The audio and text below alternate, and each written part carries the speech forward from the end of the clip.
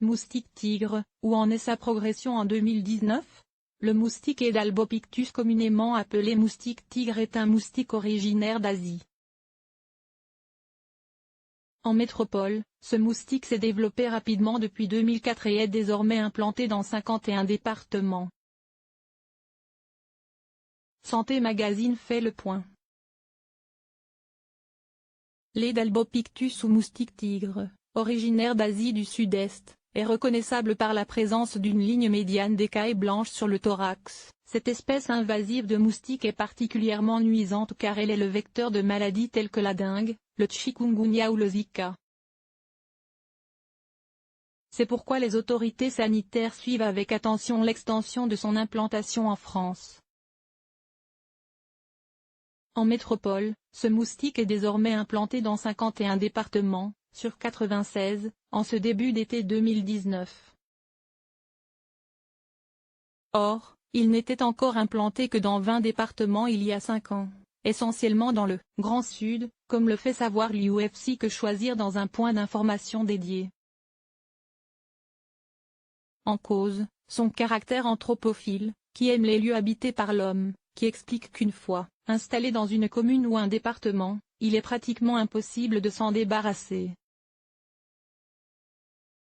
Le plus souvent, le moustique tigre établit ses quartiers chez des particuliers, dans de petites réserves d'eau stagnantes. Le classement effectué par le ministère de la Santé indique ainsi que parmi les départements colonisés depuis plus d'une dizaine d'années figurent les Alpes-Maritimes, le Var, la Haute-Corse et la Corse du Sud. Les départements les plus récemment colonisés sont quant à eux l'Aisne, la Seine-et-Marne, la Nièvre, la Côte d'Or ou encore la Charente-Maritime. Un colonisateur hors pair. Les départements dans lesquels le moustique tigre est implanté et actif, c'est-à-dire durablement installé, se multipliant, sont classés au niveau 1 du plan national anti-dissémination du chikungunya, de la dengue et du Zika. À ce jour, aucun département classé au niveau 1 n'est redescendu au niveau 0, précise-t-il. Selon ces chiffres, 57% de la population métropolitaine est exposée. Mais de son propre aveu, ce chiffre pourrait être surestimé car dans certains départements classés 1, il arrive que les communes touchées soient peu nombreuses, 7% en Côte d'Or, 97% dans les Bouches-du-Rhône. Mais pourquoi l'Edalbopictus gagne-t-il du terrain en France? Il existe plusieurs raisons selon l'Institut Pasteur, qui précise qu'en Europe depuis l'année 2015, l'espèce est implantée dans au moins 20 pays en particulier méditerranéens. À commencer par le fait que ce moustique se reproduit facilement et vite, et qu'il peut s'accommoder d'une absence d'eau contrairement à d'autres espèces. Ces œufs peuvent attendre en milieu sec sans éclore pendant plusieurs mois. 1 ou 2 jours après leur mise en eau, ils éclosent et se développent selon un cycle qui dure de 10 à 15 jours, sachant qu'une femelle pond tous les 5 jours 100 à 200 œufs, dont la moitié est des femelles. On comprend pourquoi il est un très bon colonisateur, affirment les experts.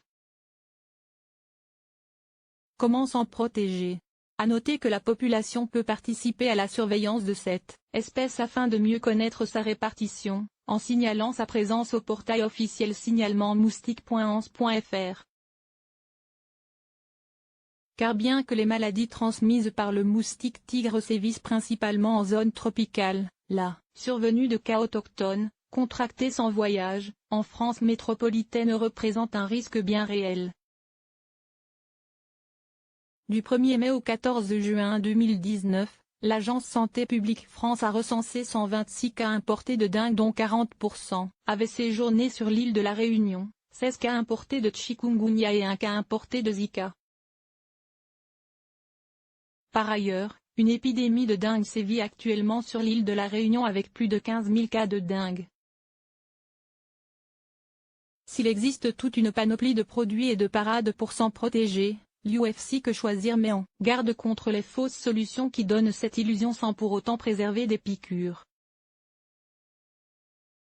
Entre les répulsifs en spray, les bracelets répulsifs, les dispositifs et les applis à ultrasons, les répulsifs d'ambiance, les insecticides et depuis peu, les pièges à moustiques, l'offre est vaste.